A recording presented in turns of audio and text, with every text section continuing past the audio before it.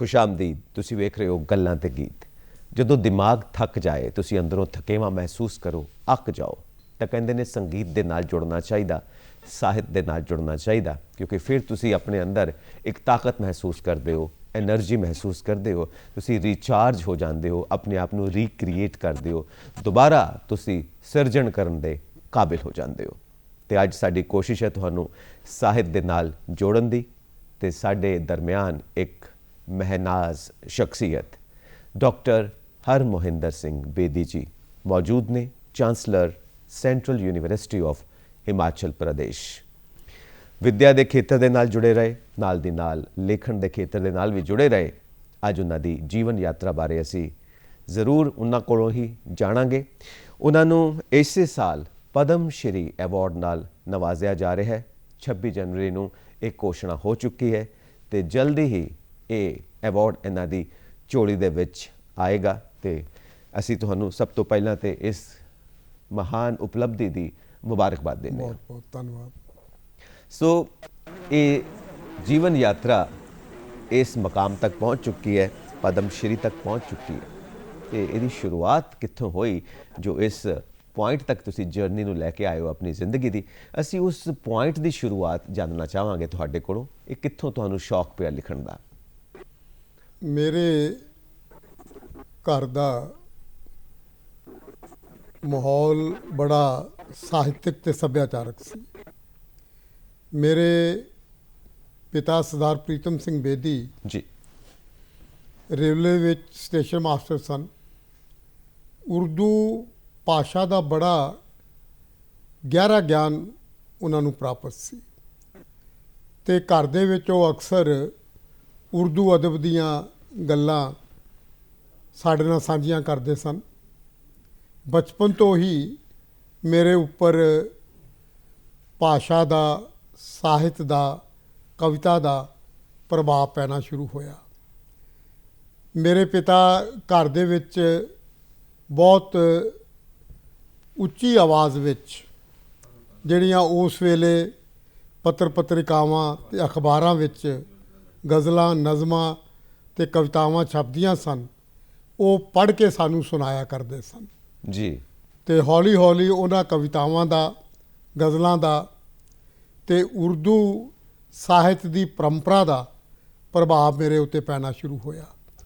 तो जदों मैं होश संभाली तो मैनू हिंदी भाषा के नाल बहुत एक अटुट जिहा रिश्ता मेरे अंदर पैदा हो गया। तो मैं 8वीं जमात विच सी ते मैं कविता लिखी। ओके। और उस कविता का इतिहास भी बड़ा दिलचस्प है जी। जलंधर तो निकलती एक अखबार दे बड़ी लोकप्रिय अखबार वो निकलनी शुरू हुई तो उस अखबार दे पहला जिहड़ा छपया, पहली अंक छपया जी, उहदे विच बच्चियां दे कालम विच मेरी वो कविता छपी। वाह। तो मैनू वो छपी हुई कविता ने हिंदी साहित्य दी एक लंबी यात्रा का पांधी बना दिता। तो फिर मैं अपने स्कूल के दिनों विच ते बाद विच कॉलेज ते यूनिवर्सिटी के दिनों विच बराबर हिंदी साहित्य नू समर्पित रहा। और ये जिहड़ा समर्पण है ये मैनू इस मुकाम तक लै आया है। बहुत खुशी हुई सानू ये सब जान के। इत्थे मैं एक पॉइंट लेना चाहना, वो बचपन की पहली कविता जरूर याद होएगी तुहानू, साडे नाल सांझी करो तो जरा असी भी जानिए कि उस कलम दे विच कितनी ताकत सी जो 8 साल की उम्र दे विच तुसी लिखी। उस वेले देश के उत्ते युद्ध का माहौल चल रहा सी, भारत पाक युद्ध। केड़ा? अच्छा जी, केड़ा साल सी ये 1964-65। 1964-65 जी। तो उस दा प्रभाव मेरे मन उत्ते पिया।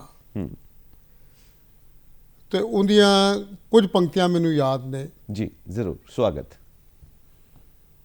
देश की पुकार है तुम जागो, देश की पुकार है तुम जागो, सीमा रही पुकार तुम जागो, देश बहुत महान इस देश की सीमाओं के रक्षक बनकर तुम फिर आगे बढ़ो, पुकार रही भारत माँ तुम जागो। ਬਿਲਕੁਲ ਔਰ ਅੱਜ ਦੇ ਸਮੇਂ ਦੇ ਵਿੱਚ ਵੀ ਇਹ ਢੁਕਵੀਂ ਹੈ, ਕਿਉਂਕਿ ਕਹਿੰਦੇ ਨੇ ਕਿ ਸਮਾਜ ਹਮੇਸ਼ਾ ਸੌਂ ਜਾਂਦਾ, ਉਹਨੂੰ ਹਲੂਣਾ ਦੇ ਕੇ ਜਗਾਉਣਾ ਪੈਂਦਾ, ਉਹਨੂੰ ਕਹਿਣਾ ਪੈਂਦਾ ਤੁਮ ਜਾਗੋ ਜਾਗਤੇ ਰਹੋ। ਸੋ ਬਚਪਨ ਦੀ ਕਵਿਤਾ ਤੁਸੀਂ ਸਾਨੂੰ ਸੁਣਾਈ ਤੇ ਅਸੀਂ ਬਚਪਨ ਬਾਰੇ ਜਾਣਨਾ ਚਾਹਾਂਗੇ। ਪਿਤਾ ਜੀ ਤੇ ਆਪ ਤੁਹਾਨੂੰ ਪੜ੍ਹ ਕੇ ਕਵਿਤਾਵਾਂ ਸੁਣਾਉਂਦੇ ਸੀ ਉੱਚੀ ਆਵਾਜ਼ ਦੇ ਵਿੱਚ ਸਾਰੇ ਘਰ ਦੇ ਵਿੱਚ, ਤੁਹਾਨੂੰ ਪੁਸਤਕਾਂ ਪੜ੍ਹਨ ਵਾਸਤੇ ਦਿੰਦੇ ਹੋਣਗੇ ਜ਼ਰੂਰ? ਘਰ ਦੇ ਵਿੱਚ ਉਸ ਵੇਲੇ ਹਿੰਦੀ, ਪੰਜਾਬੀ ਅਤੇ ਉਰਦੂ ਦੀਆਂ ਅਖਬਾਰਾਂ ਆਉਂਦੀਆਂ ਸਨ ਜੀ। ਉਸ ਵੇਲੇ ਬੜੀ ਇੱਕ ਪੰਜਾਬੀ ਦੀ ਮਸ਼ਹੂਰ ਪੱਤਰਿਕਾ ਸੀ ਪ੍ਰੀਤ ਲੜੀ, ਬਿਲਕੁਲ, ਜਿਹਦੇ ਐਡੀਟਰ ਗੁਰਬਖਸ਼ ਸਿੰਘ ਪ੍ਰੀਤ ਲੜੀ ਸਨ। ਜੀ ਜੀ ਜੀ ਪ੍ਰੀਤ ਲੜੀ ਵੀ ਸਾਡੇ ਘਰ 'ਚ ਆਉਂਦੀ ਸੀ। ਜੀ ਮੇਰੇ ਮਾਤਾ ਜੀ ਪ੍ਰੀਤ ਲੜੀ ਪੜ੍ਹਦੇ ਹੁੰਦੇ ਸਨ ਜੀ ਤੇ ਉਹਨਾਂ ਨੇ ਸਾਨੂੰ ਕਈ ਵਾਰੀ ਇਹ ਕਹਿਣਾ ਕਿ ਇਹਦੇ ਵਿੱਚ ਪ੍ਰੋਫੈਸਰ ਮੋਹਨ ਸਿੰਘ ਦੀ ਬੜੀ ਪੁਰਾਣੀ ਕਵਿਤਾ ਛਪੀ ਹੈ, ਤੁਸੀਂ ਪੜ੍ਹ ਕੇ ਦੇਖੋ। ਜੀ। ਧਨੀ ਰਾਮ ਚਾਤਰਕ ਦੀ ਕਵਿਤਾ ਛਪੀ ਹੈ, ਵਾਹ। ਤੁਸੀਂ ਪੜ੍ਹ ਕੇ ਦੇਖੋ। ਤੇ ਪੰਜਾਬੀ ਸਾਹਿਤ ਦੇ ਨਾਲ ਜਿਹੜੀ ਮੇਰੀ ਪਹਿਲੀ ਪਹਿਚਾਨ ਸੀ ਉਹ ਪ੍ਰੀਤ ਲੜੀ ਰਾਹੀਂ ਬਣੀ। ਜੀ। ਤੇ ਪ੍ਰੀਤ ਲੜੀ ਦੇ ਲੇਖ, ਪ੍ਰੀਤ ਲੜੀ ਵਿੱਚ ਛਪੀਆਂ ਕਵਿਤਾਵਾਂ ਤੇ ਉਸ ਵੇਲੇ ਗੁਰਬਖਸ਼ ਸਿੰਘ ਜੀ ਜਿਹੜੀਆਂ ਰਚਨਾਵਾਂ ਪ੍ਰੀਤ ਲੜੀ ਵਿੱਚ ਲਿਖਦੇ ਸਨ, ਉਹਨਾਂ ਦਾ ਪ੍ਰਭਾਵ ਮੇਰੇ ਮਨ ਉੱਤੇ ਬੜਾ ਪਿਆ। ਇਹਦਾ ਇੱਕ ਇਹ ਵੀ ਮੈਂ ਸਮਝਣਾ ਕਿ ਬੜਾ ਵਧੀਆ ਕਿ ਮਾਂ ਬੋਲੀ ਦੇ ਪ੍ਰਤੀ, ਪੰਜਾਬੀ ਦੇ ਪ੍ਰਤੀ ਤੇ ਪੰਜਾਬੀ ਸਾਹਿਤ ਦੇ ਪ੍ਰਤੀ ਵੀ ਮੇਰੇ ਮਨ ਦੇ ਵਿੱਚ ਕਈ ਔਂਕਰ ਫੁੱਟੇ, ਜਿਨ੍ਹਾਂ ਮੈਨੂੰ ਬਾਅਦ ਵਿੱਚ ਜਾ ਕੇ ਬਹੁਤ ਹੀ ਲਾਭ ਹੋਇਆ ਤੇ ਮੇਰੀ ਇੱਕ ਸਾਹਿਤ ਦੇ ਪ੍ਰਤੀ ਇੱਕ ਬੜੀ ਸਵਸਥ ਦ੍ਰਿਸ਼ਟੀ ਬਣੀ। ਬੜੇ ਭਾਗਾਂ ਵਾਲੇ ਹੋ ਕਿ ਜਿਹੜਾ ਸਾਹਿਤ ਦੇ ਨਾਲ ਤੁਹਾਡਾ ਲਗਾਵ ਹੈ, ਜੁੜਾਵ ਹੈ, ਤੇ ਬਚਪਨ ਤੋਂ ਮਾਹੌਲ ਵੀ ਐਸਾ ਮਿਲਿਆ ਪਿਤਾ ਜੀ ਤੋਂ, ਮਾਤਾ ਜੀ ਤੋਂ। ਬਹੁਤ ਭਾਗਾਂ ਵਾਲੇ ਹੁੰਦੇ ਨੇ ਉਹ ਜੀ ਜਿਨ੍ਹਾਂ ਨੂੰ ਇਦਾਂ ਦਾ ਸਿਰਜਣਾਤਮਕ ਮਾਹੌਲ ਆਪਣੇ ਘਰਾਂ 'ਚੋਂ ਮਿਲਦਾ। ਅਸੀਂ ਜਾਣਨਾ ਚਾਹੁੰਦੇ ਹਾਂ ਕਿ ਇਹ ਤੁਸੀਂ, ਤੁਹਾਡਾ ਘਰ, ਸਾਰਾ ਪਰਿਵਾਰ ਕਿਸ ਏਰੀਆ 'ਚ ਰਹਿੰਦੇ ਸੀ? ਪੰਜਾਬ ਦੇ ਕਿਸ ਖਿੱਤੇ ਵਿੱਚ ਰਹਿੰਦੇ ਸੀ? ਮੇਰੇ ਪਿਤਾ ਜੀ ਰੇਲਵੇ ਵਿੱਚ ਸਟੇਸ਼ਨ ਮਾਸਟਰ ਸਨ ਜੀ ਜੀ। ਤੇ ਪੰਜਾਬ ਦੇ ਅਲੱਗ-ਅਲੱਗ ਸ਼ਹਿਰਾਂ ਵਿੱਚ ਉਹਨਾਂ ਦੀ ਤਬਾਦਲਾ ਹੁੰਦਾ ਰਹਿੰਦਾ ਸੀ ਜੀ। ਬਹੁਤ ਵੇਲਾ ਤਾਂ ਉਹਨਾਂ ਨੇ ਜੈਤੋ, ਫਰੀਦਕੋਟ, ਨਕੋਦਰ, ਹੁਸ਼ਿਆਰਪੁਰ ਜੈਤੋ ਦਾ ਮੋਰਚਾ ਤੇ ਬਹੁਤ ਹੀ ਮਕਬੂਲ ਹੈ, ਉੱਥੇ ਗੁਜ਼ਾਰਿਆ। ਜੀ ਜੀ। ਤੁਸੀਂ ਹੁਣੇ ਜੈਤੋ ਦੀ ਗੱਲ ਕੀਤੀ, ਜੀ। ਮੈਂ ਤਾਂ ਉਸ ਵੇਲੇ ਬਹੁਤ ਛੋਟਾ ਸੀ, ਪਰ ਪਿਤਾ ਜੀ ਦੱਸਦੇ ਹੁੰਦੇ ਸਨ ਕਿ ਪੰਜਾਬੀ ਦੇ ਜਿਹੜੇ ਬਹੁਤ ਵੱਡੇ ਨਾਵਲਕਾਰ ਨੇ, ਜੀ। ਗੁਰਦਿਆਲ ਸਿੰਘ, ਵਾਹ। ਜਿਨ੍ਹਾਂ ਨੇ ਮੜੀ ਦਾ ਦੀਵਾ ਲਿਖਿਆ, ਅਣਹੋਏ। ਅਣਹੋਏ, ਜੀ। ਉਹ ਆ ਕੇ ਮੇਰੇ ਪਿਤਾ ਜੀ ਕੋਲੇ ਬੈਠਦੇ ਹੁੰਦੇ ਸਨ। ਤੇ ਉਸ ਵੇਲੇ ਦੇ ਇੱਕ ਬੜੇ ਮਸ਼ਹੂਰ ਪੰਜਾਬੀ ਦੇ ਦੀਪਕ ਜੈਤੋਈ ਜੀ ਗਜ਼ਲਕਾਰ ਸਨ, ਉਹ ਵੀ ਅਕਸਰ ਸਾਡੇ ਘਰ ਆਇਆ ਜਾਇਆ ਕਰਦੇ ਸਨ। ਤੇ ਇਸ ਤਰ੍ਹਾਂ ਪੰਜਾਬ ਦੇ ਜਿਹੜੇ ਅਲੱਗ-ਅਲੱਗ, ਚਾਹੇ ਉਹ ਮਾਲਵਾ ਹੈ, ਚਾਹੇ ਉਹ ਮਾਝਾ ਹੈ ਤੇ ਚਾਹੇ ਉਹ ਦੁਆਬਾ ਹੈ, ਇਹਨਾਂ ਤਿੰਨਾਂ ਖਿੱਤਿਆਂ ਦੇ ਨਾਲ, ਇਹਨਾਂ ਤਿੰਨਾਂ ਖਿੱਤਿਆਂ ਦੀ ਬੋਲੀ ਤੇ ਸੱਭਿਆਚਾਰ ਦੇ ਨਾਲ ਬਚਪਨ ਵੀ ਗੁਜ਼ਰਿਆ ਤੇ ਜਵਾਨੀ ਵਿੱਚ ਵੀ ਅਸੀਂ ਪੈਰ ਰੱਖਿਆ। ਇਸ ਕਰਕੇ ਪੰਜਾਬੀ ਸੱਭਿਆਚਾਰ ਦੀ ਇੱਕ ਗੂੜ੍ਹੀ ਰੰਗਤ ਨੇ ਮੇਰਾ ਸਾਥ ਦਿੱਤਾ। ਤੇ ਜੇ ਮੈਂ ਅੱਜ ਹਿੰਦੀ ਸਾਹਿਤ ਜੋ ਮੈਂ ਰਚਿਆ ਜਾਂ ਹਿੰਦੀ ਸਾਹਿਤ ਵਿੱਚ ਮੇਰੀ ਪਹਿਚਾਨ ਬਣੀ, ਉਹਦੇ ਵਿੱਚ ਪੰਜਾਬ ਦਾ, ਪੰਜਾਬੀ ਦਾ, ਪੰਜਾਬੀਅਤ ਦਾ, ਪੰਜਾਬੀ ਸੱਭਿਆਚਾਰ ਦਾ ਵਾਹ ਵਾਹ, ਬਹੁਤ ਵੱਡਾ ਹੱਥ ਹੈ। ਪ੍ਰੋਫੈਸਰ ਗੁਰਦਿਆਲ ਸਿੰਘ ਜੀ ਨੂੰ ਮਿਲਣ ਦਾ ਮੌਕਾ ਮੈਨੂੰ ਵੀ ਮਿਲਿਆ। ਸਾਡੇ ਜਲੰਧਰ ਦੂਰਦਰਸ਼ਨ ਦੀ ਇੱਕ ਪ੍ਰੋਡਕਸ਼ਨ ਹੈ ਅਣਹੋਏ ਦੇ ਉੱਤੇ, ਬੜੀ ਕਾਮਯਾਬ ਪ੍ਰੋਡਕਸ਼ਨ ਰਹੀ ਹੈ ਉਹਨਾਂ ਦਿਨਾਂ ਦੇ ਵਿੱਚ। ਔਰ ਉਸ ਤਰ੍ਹਾਂ ਦੀ ਸ਼ਖਸੀਅਤ ਨਾਲ ਜੇ ਤੁਸੀਂ ਥੋੜ੍ਹਾ ਵਕਤ ਵੀ ਗੁਜ਼ਾਰੋ ਤਾਂ ਲੱਗਦਾ ਕਿ ਸਾਲਾਂ ਬੱਧੀ ਤੁਸੀਂ ਤਜਰਬਾ ਲੈ ਲਿਆ। ਇੰਨੀ ਗਹਿਰਾਈ ਹੈ ਪ੍ਰੋਫੈਸਰ ਗੁਰਦਿਆਲ ਸਿੰਘ ਜੀ ਦੇ ਵਿੱਚ।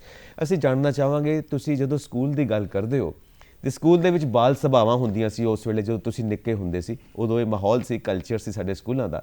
ਬਾਲ ਸਭਾਵਾਂ ਦੇ ਵਿੱਚ ਕਵਿਤਾ ਸੁਣਾਉਣਾ, ਡਿਬੇਟ ਕਰਨਾ ਜ਼ਰੂਰ ਤੁਹਾਡੇ ਸ਼ੌਕ ਰਹੇ ਹੋਣਗੇ। ਬਾਲ ਸਭਾਵਾਂ ਦੇ ਵਿੱਚ ਵੀ ਸਕੂਲ 'ਚ ਮੈਂ ਹਿੱਸਾ ਲੈਂਦਾ ਰਿਹਾ, ਪਰ ਸਭ ਤੋਂ ਜਿਹੜਾ ਜ਼ਿਆਦਾ ਉਸ ਵੇਲੇ ਮੈਨੂੰ ਲੱਗਦਾ ਸੀ ਕਿ ਸਾਡੇ ਸਕੂਲ ਦੇ ਵਿੱਚ ਹਿੰਦੀ ਦੇ ਜਿਹੜੇ ਅਧਿਆਪਕ ਸਨ ਉਹ ਹਿੰਦੀ ਦੇ ਬੜੇ ਅੱਛੇ ਕਵੀ ਸਨ। ਮੇਰੇ ਇੱਕ ਅਧਿਆਪਕ ਸਨ ਉਲਫਤ ਬਾਜਵਾ। ਉਲਫਤ ਬਾਜਵਾ, ਵਾਹ। ਉਹ ਪੰਜਾਬੀ ਦੇ ਕਵੀ ਵੀ ਸਨ, ਗਜ਼ਲਗੋ ਸਨ। ਉਹ ਉਸ ਵੇਲੇ ਨਕੋਦਰ ਹਾਈ ਸਕੂਲ ਵਿੱਚ ਪੜ੍ਹਾਇਆ ਕਰਦੇ ਸਨ ਜੀ। ਅਤੇ ਮੈਂ ਜਿਸਲੇ ਅਖਬਾਰਾਂ ਵਿੱਚ ਕਵਿਤਾਵਾਂ ਲਿਖਣੀਆਂ ਸ਼ੁਰੂ ਕੀਤੀਆਂ ਅਤੇ ਉਲਫਤ ਬਾਜਵਾ ਕੋਲੋਂ ਵੀ ਮੈਂ ਸਲਾਹ ਲੈਂਦਾ ਹੁੰਦਾ ਸੀ। ਜੀ ਜੀ। ਉਹਨਾਂ ਨੇ ਮੇਰੀਆਂ ਕਈ ਕਵਿਤਾਵਾਂ, ਨਜ਼ਮਾਂ ਨੂੰ ਠੀਕ ਕੀਤਾ। ਛਵੀਨਾਥ ਤ੍ਰਿਪਾਠੀ ਸਾਡੇ ਸੰਸਕ੍ਰਿਤ ਦੇ, ਹਿੰਦੀ ਦੇ ਅਧਿਆਪਕ ਸਨ। ਉਹਨਾਂ ਨੇ ਵੀ ਮੇਰੀ ਕਵਿਤਾ ਦੇ ਛੰਦ ਅਤੇ ਬੈਰ ਠੀਕ ਕਰਦੇ ਸਨ ਅਤੇ ਬਾਅਦ ਵਿੱਚ ਜਦੋਂ ਇਹ ਕਵਿਤਾਵਾਂ ਅਲੱਗ-ਅਲੱਗ ਪੱਤਰਿਕਾਵਾਂ ਵਿੱਚ ਛਪਦੀਆਂ ਸਨ ਅਤੇ ਮੈਨੂੰ ਉਹਨਾਂ ਦੀ ਇੱਕ ਬੜੀ ਇੱਕ ਚੰਗਾ ਮੈਨੂੰ ਹੁੰਗਾਰਾ ਮਿਲਦਾ ਸੀ, ਕਿਉਂਕਿ ਮੇਰੇ ਪਿੱਛੇ, ਕਵਿਤਾਵਾਂ ਦੇ ਪਿੱਛੇ ਉਲਫਤ ਬਾਜਵਾ ਦੀ ਸਲਾਹ ਸੀ ਅਤੇ ਸ਼ਾਸਤਰੀ ਜੀ ਦਾ ਬਹੁਤ ਵੱਡਾ ਪਰਾਮਰਸ਼ ਅਤੇ ਉਹਨਾਂ ਦਾ ਹੱਥ ਸੀ। ਮੈਂਟੋਰਸ ਤੁਹਾਨੂੰ ਬਚਪਨ ਤੋਂ ਹੀ ਮਿਲ ਗਏ ਤੇ ਗਜ਼ਲ ਗੋ ਸੀ। ਔਰ ਗਜ਼ਲ ਬਾਰੇ ਤਾਂ ਬਹੁਤ ਮਕਬੂਲ ਇੱਕ ਗੱਲ ਕਹੀ ਜਾਂਦੀ ਹੈ ਕਿ ਮਿਲੇ ਕਿਸੇ ਸੇ ਨਜ਼ਰ ਤੋਂ ਸਮਝੋ ਗਜ਼ਲ ਹੋਈ, ਰਹੇ ਨਾ ਆਪਣੀ ਖਬਰ ਤੋਂ ਸਮਝੋ ਗਜ਼ਲ ਹੋਈ। ਤੁਹਾਡੇ ਕੋਲੋਂ ਕੁਝ ਸੁਣਨਾ ਚਾਹਾਂਗੇ, ਫਿਰ ਅੱਗੇ ਵਧਦੇ ਹਾਂ ਤੁਹਾਡੀ ਜ਼ਿੰਦਗੀ ਦੀ ਯਾਤਰਾ ਵੱਲ। ਮੈਂ ਗੁਰੂ ਨਾਨਕ ਦੇਵ ਯੂਨੀਵਰਸਿਟੀ ਦੇ ਵਿੱਚ ਸਵਾਮੀ ਵਿਵੇਕਾਨੰਦ ਅਧਿਐਨ ਕੇਂਦਰ ਸੀ, ਜੀ ਜੀ, UGC ਵੱਲੋਂ। ਜੀ ਜੀ। ਮੈਂ ਉਹਦਾ ਸੰਯੋਜਕ ਸੀ ਅਤੇ ਮੈਨੂੰ ਸਵਾਮੀ ਵਿਵੇਕਾਨੰਦ ਦਾ ਪੂਰਾ ਸਾਹਿਤ ਪੜ੍ਹਨ ਦਾ ਮੌਕਾ ਮਿਲਿਆ। ਵਾਹ। ਔਰ ਖ਼ਾਸ ਕਰਕੇ ਮੇਰੀ ਰੁਚੀ ਸੀ ਕਿ ਸਵਾਮੀ ਵਿਵੇਕਾਨੰਦ ਜੀ ਦਾ ਪੰਜਾਬ ਦੇ ਨਾਲ ਕੀ ਰਿਸ਼ਤਾ ਹੈ। ਅੱਛਾ। ਉਹ ਅੰਮ੍ਰਿਤਸਰ ਵੀ ਆਏ, ਜੀ ਜੀ, ਲਾਹੌਰ ਵੀ ਆਏ, ਹਾਂਜੀ। ਅਤੇ ਉਹਨਾਂ ਨੇ ਲਾਹੌਰ ਆ ਕੇ ਇੱਕ ਬੜਾ ਇਤਿਹਾਸਕ ਭਾਸ਼ਣ ਦਿੱਤਾ। ਉਸ ਤੋਂ ਬਾਅਦ ਸਵਾਮੀ ਵਿਵੇਕਾਨੰਦ ਕੰਨਿਆ ਕੁਮਾਰੀ ਚਲੇ ਗਏ। ਹਾਂਜੀ। ਇਹ ਪ੍ਰਭਾਵ ਮੇਰੇ ਮਨ 'ਤੇ ਪਿਆ ਅਤੇ ਇਹ ਸਾਰੇ ਪ੍ਰਭਾਵ 'ਚੋਂ ਇੱਕ ਕਵਿਤਾ ਨੇ ਜਨਮ ਲਿਆ। ਜੀ। ਉਹ ਕਵਿਤਾ ਹਿੰਦੀ ਸਾਹਿਤ ਵਿੱਚ ਬੜੀ ਮਕਬੂਲ ਹੋਈ, ਬਹੁਤ ਸਾਰੀ ਪੱਤਰਿਕਾਵਾਂ ਦੇ ਟਾਈਟਲ 'ਤੇ ਛਪੀ। ਮੈਂ ਉਹ ਕਵਿਤਾ ਤੁਹਾਡੇ ਨਾਲ ਸਾਂਝੀ ਕਰਨਾ ਚਾਹੁੰਦਾ। स्वागत है जी। स्वामी विवेकानंद बनाम कन्याकुमारी। जी। कई बार सोचता हूँ क्यों गए स्वामी विवेकानंद कन्याकुमारी। लाहौर से होते हुए यहाँ भी आ सकते थे, समाधि भी लगा सकते थे। कई बार सोचता हूँ क्यों गए स्वामी विवेकानंद कन्याकुमारी। लाहौर से होते हुए यहाँ भी आ सकते थे, समाधि भी लगा सकते थे। फिर सोचता हूँ समंदर को मिलने समंदर गया होगा। वाह जी वाह, वाह जी वाह। फिर सोचता हूँ समंदर को मिलने समंदर गया होगा। कन्या ने पाँव धोने होंगे वाह। विवेक के। कन्या ने पाँव धोने होंगे विवेक के। ज्ञान को उड़ना होगा बन बादल। हाँ हाँ हाँ हाँ। ज्ञान को उड़ना होगा बन बादल। कन्याकुमारी बनी तीर्थ भारत का। कन्याकुमारी बनी तीर्थ भारत का। कई बार सोचता हूँ क्यों गए स्वामी विवेकानंद कन्याकुमारी। लाहौर से होते हुए यहाँ भी आ सकते थे, समाधि भी लगा सकते थे। फिर सोचता हूँ समंदर को मिलने समंदर गया होगा। बड़े प्यारे एक ट्रैवलॉग ही तुसी दे ਦਿੱਤਾ ਹੈ ਇਹ ਸਵਾਮੀ ਵਿਵੇਕਾਨੰਦ ਜੀ ਦਾ। ਔਰ ਕਹਿੰਦੇ ਨੇ ਕਿ ਸਭ ਤੋਂ ਖੂਬਸੂਰਤ ਕਵਿਤਾ ਉਹ ਹੁੰਦੀ ਹੈ ਜਿਹਦੇ ਵਿੱਚ ਬਿੰਬ ਹੋਣ, ਵਿਜ਼ੂਅਲਸ ਆਉਣ। ਔਰ ਤੁਹਾਡੀ ਇਸ ਕਵਿਤਾ ਦੇ ਵਿੱਚ ਅਸੀਂ ਦ੍ਰਿਸ਼ ਦੇਖ ਪਾ ਰਹੇ ਹਾਂ।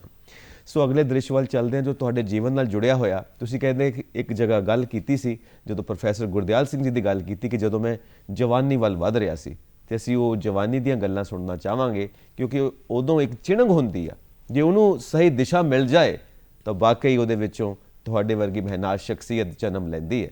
ਅਸੀਂ ਉਹ ਜਵਾਨੀ ਦੇ ਵਲਵਲੇ ਤੁਹਾਡੇ ਜਾਣਨਾ ਚਾਹੁੰਦੇ ਹਾਂ। ਮੇਰੀ ਜ਼ਿੰਦਗੀ ਦੇ ਵਿੱਚ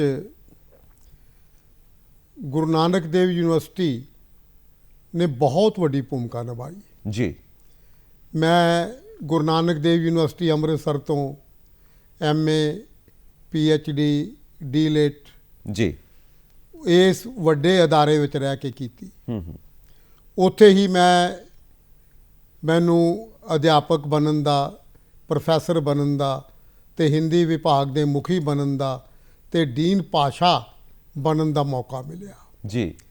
ਇਸ ਦੌਰਾਨ ਹਾਂਜੀ। ਮੈਂ ਲਗਭਗ 35 ਵਰਿਆਂ ਤੋਂ ਉੱਪਰ ਗੁਰੂ ਨਾਨਕ ਦੇਵ ਯੂਨੀਵਰਸਿਟੀ ਵਿੱਚ ਅਧਿਐਨ ਤੇ ਅਧਿਆਪਨ ਕੀਤਾ।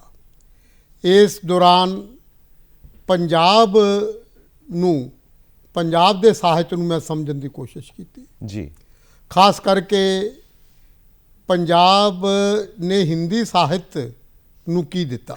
ਹਾਂਜੀ ਇਹ ਮੇਰੀ ਯਾਤਰਾ ਆਪਣੀ ਜਵਾਨੀ ਦੇ ਵਿੱਚ ਸ਼ੁਰੂ ਹੋਈ ਜੀ ਔਰ ਸਭ ਤੋਂ ਪਹਿਲਾਂ ਮੈਂ ਪੰਜਾਬ ਦੇ ਭੂਗੋਲ ਬਾਰੇ, ਪੰਜਾਬ ਦੇ ਸੱਭਿਆਚਾਰ ਬਾਰੇ, ਪੰਜਾਬ ਦੇ ਇਤਿਹਾਸ ਬਾਰੇ, ਪੰਜਾਬ ਦੀਆਂ ਪਰੰਪਰਾਵਾਂ ਬਾਰੇ ਤੇ ਪੰਜਾਬ ਦੀ ਵਿਰਾਸਤ ਬਾਰੇ ਇੱਕ ਬੜਾ ਨਿਰੰਤਰ ਜਿਹੜਾ ਇੱਕ ਸੰਵਾਦ ਸੀ, ਉਸ ਸੰਵਾਦ ਵਿੱਚੋਂ ਮੈਂ ਗੁਜ਼ਰਿਆ ਤੇ ਉਸ ਸੰਵਾਦ ਵਿੱਚੋਂ ਗੁਜ਼ਰਦਿਆਂ ਮੇਰਾ ਸਿਰ ਬੜੇ ਮਾਣ ਨਾਲ ਉੱਚਾ ਹੋਇਆ ਜੀ ਕਿ ਰਿਗਵੇਦ ਵਰਗੀ ਰਚਨਾ ਪੰਜਾਬ ਦੇ ਵਿੱਚ ਹੋਈ।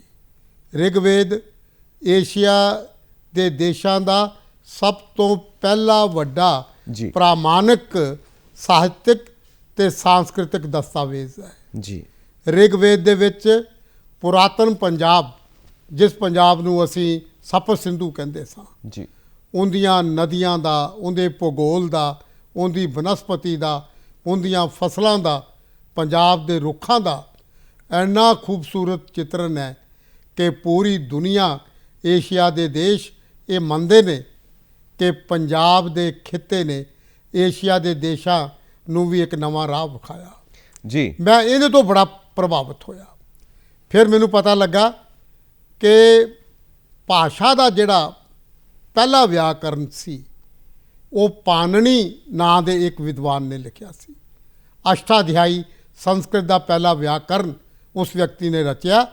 ਪਾਣਨੀ ਪੇਸ਼ਾਵਰ ਦਾ ਰਹਿਣ ਵਾਲਾ ਸੀ ਤੇ ਪੇਸ਼ਾਵਰ ਪੰਜਾਬ ਦਾ ਹਿੱਸਾ ਸੀ। ਅੱਜ ਅਸੀਂ ਸੰਸਕ੍ਰਿਤ ਨੂੰ ਭਾਰਤੀ ਭਾਸ਼ਾਵਾਂ ਦੀ ਜਨਨੀ ਮੰਨਦੇ ਹਾਂ। ਸਾਡੇ ਭਾਰਤੀ ਸੰਵਿਧਾਨ ਦੇ ਵਿੱਚ 24 ਭਾਰਤੀ ਭਾਸ਼ਾਵਾਂ ਨੂੰ ਮਾਨਤਾ ਪ੍ਰਾਪਤ ਹੈ ਤੇ ਲਗਭਗ 18 ਭਾਸ਼ਾਵਾਂ ਸੰਸਕ੍ਰਿਤ ਵਿੱਚੋਂ ਨਿਕਲੀਆਂ ਨੇ ਤੇ ਇਹ ਕਿੱਡੀ ਇੱਕ ਮਾਣ ਵਾਲੀ ਗੱਲ ਹੈ ਕਿ ਸੰਸਕ੍ਰਿਤ ਪੰਜਾਬ ਵਿੱਚ ਪੈਦਾ ਹੋਈ।